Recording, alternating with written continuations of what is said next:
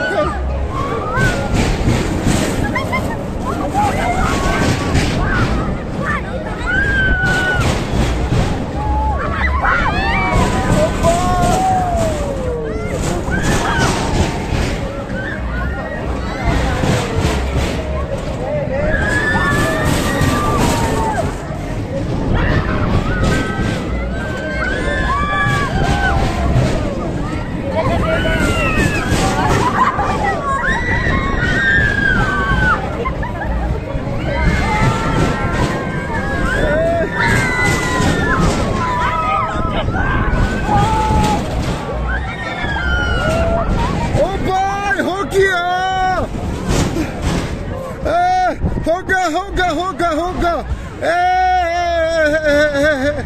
इस वक्त महिमा पर हमसे उसने कपियर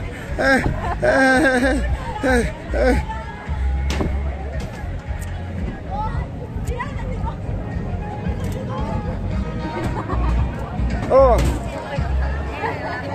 होई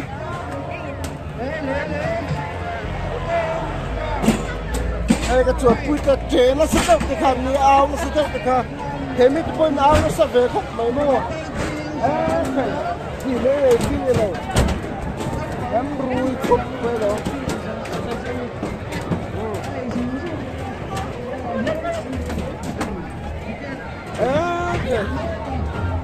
okay.